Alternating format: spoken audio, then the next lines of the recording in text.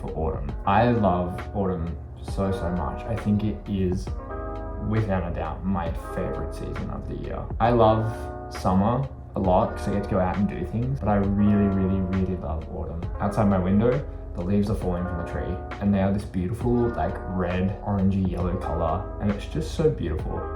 I'm not entirely sure what this video is going to be today. I haven't posted on BookTube for a really long time. This is a completely new setup again. I think my first video, I was sitting in the armchair of my old house. Love that armchair. It's gone now. We don't have it anymore. I moved back in December. Yeah, mid-December I moved. It's been really awesome to move. I'm in a much better space now. I love my room a lot more. By the way, I put on like this wallpaper YouTube videos of like a fireplace and a rainy cafe.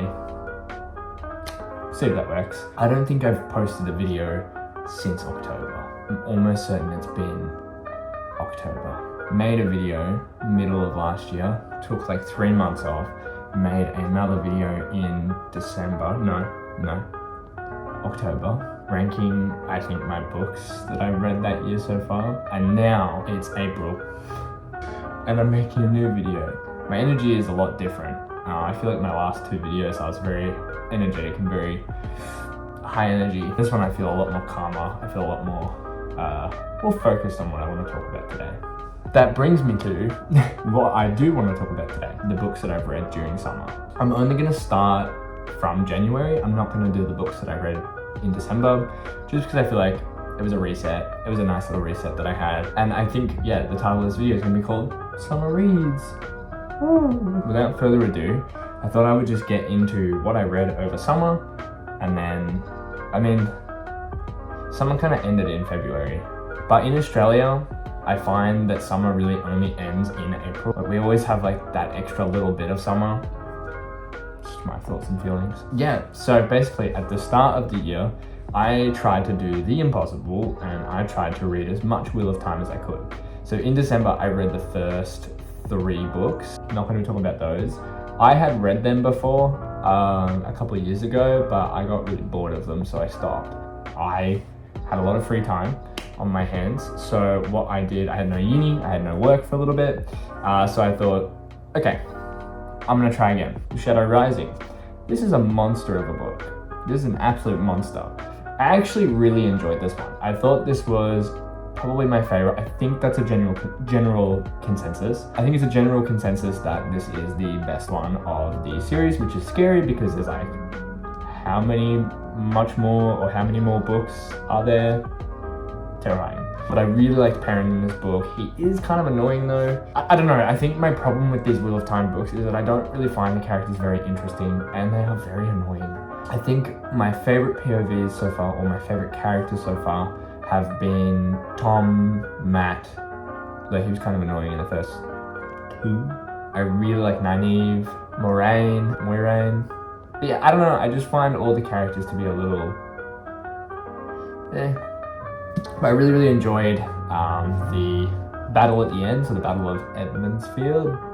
It's been a while since I read it, but I really enjoyed that. I really liked Matt and Rand's adventure into the... I'm not gonna remember the names. I'm not gonna remember anything because I didn't really pay too much attention to it because I wasn't really having a good time. But there were parts of it that I really liked, parts of it I didn't. But I pushed through. Fires of Heaven.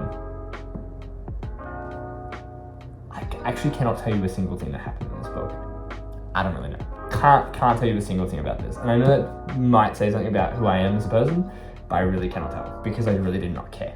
This makes me sound like such an asshole, saying that I don't care. I promise I can tell the books that I care about. Lords of Chaos. Again, fine. I think the problem with all of these books is that they are so similar, and I know that they are in the same series, but I could tell you like a lot of my favorite series that I've read, I could tell you each and every single one of them. For example, Scuttle Great Pleasant. I could tell you what happens in each of the books because I love that series. Red Rising series, you know, I could tell you this happens in Golden Sun, this happens in Morning Star, because each of them still feel like, whilst they have the same author, each of them still feel like they have a distinct story. And I know that maybe that's a testament to the Wheel of Time and that the story continues on. I just don't feel like I'm reading different things. I don't really feel like, it all blends together, which I feel is why I feel so fatigued from reading it. And I don't think the characters are very interesting. There's no one I can really side with, I guess, when I'm reading the books. I don't really want to. Like, sure, someone has to go save the world from this evil bad guy, but whatever. I think my main takeaway from these books, because I don't want to just pound on the negatives, I think the biggest thing that I really, really enjoy from these books, and which would make me want to continue reading this series, are the Forsaken. I find that their dynamics are so much more interesting than any of the protagonists. Those Forsaken chapters I enjoy so much, and I think that their characters are so interesting because they each have their own motivations, yet they're working for the same person, but they're not. And I think that's so interesting to me, and it feels different every time I read it.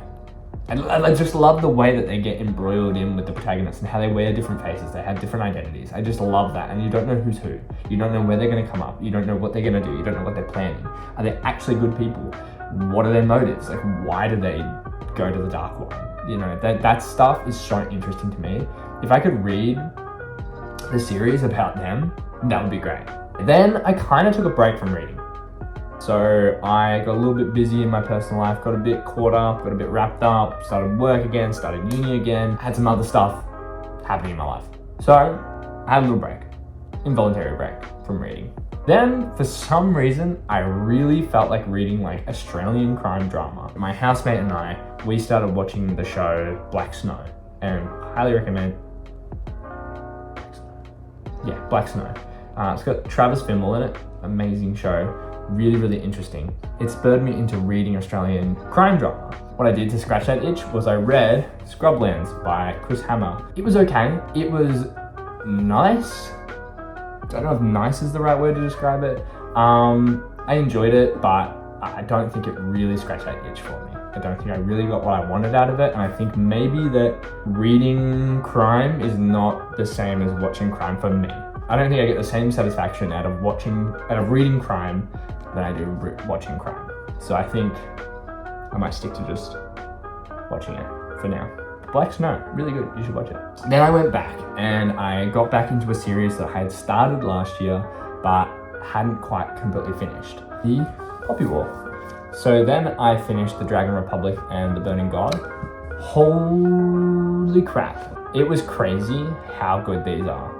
And I knew that they were going to be good. Let me tell you, I knew that these were going to be amazing because I'd read The Poppy War. But to read these, oh my god. But I really, really love everything in these books. I love the war, I love the characters, I love the setting, I love the themes, and it gets dark. I thought the first one was brutal. Then you get to The Dragon Republic, and it gets into some very, very, very hard themes, very important themes. I think it was really important to read about, and it was very impactful and very fascinating to read about. It gave me, I think to actually talk about it, I need to give a spoiler warning. One of the main themes of the series is colonialism. What was really impactful for me was seeing it from a different perspective and seeing it from a different POV. And that really gave me more insight into colonialism. Really interesting to me as someone who is white, seeing it from a different perspective.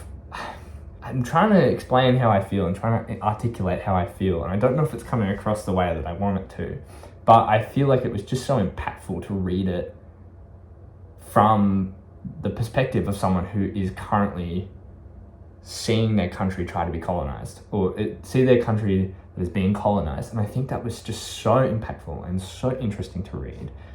I know that that probably doesn't make any sense. I'm trying to articulate it as best as I can, but I don't think I can. But yeah, I loved it. Great series. Read The Poppy War. Then I had my heart broken again with Sunshine on the Reaping. And especially with everything going on in the world right now, I think propaganda and war and violence is just at such a height right now. I think this was written at just such a pivotal time, you know? And I know that Suzanne Collins likes to write about it when she has the ideas that she feels like she has to. Or not has to, but you feel like, you know, there's a time and a place for me to share this information. And it was just so fascinating to read this book at the time and place that it should be read. This propaganda, this war, this violence, it's just a little too close to home. And then to finish off my summer reading, I read Bedlam and Seasons of War, the Scarlet series. Not much to say about these except that I didn't really enjoy this one as much as I used to. Seasons of War I feel like is probably the best out of the phase 2 of the Scott Avery Pleasant series. But these ones were just ones that after reading Sunshine of the Reaping, I was like, I need to entertain myself. I need to have a good time. What do I really love? I'm gonna go back to my childhood roots and read the Scott Avery Pleasant series. So I went back to the one that I got up to on my reread from last year, and then continued on. And I'm reading Dead or Alive, the following book in the series, because there's a new trilogy out, or a new trilogy announced with 2 of them out. So I want to read those as well. That is my summer reading. Thank you for watching. Subscribe, leave a comment on what you read during summer, or you know, if you're about to have your summer, let me know what you read. Or if you're in winter, you know what I mean. Whatever you read during the months of January, February, and a little bit of March as well. So just let me know what you read through January, February, March. You know, maybe I could have just called this video the first quarter of reads. Nah, summer reads is more aesthetic. Let's go with that. See ya.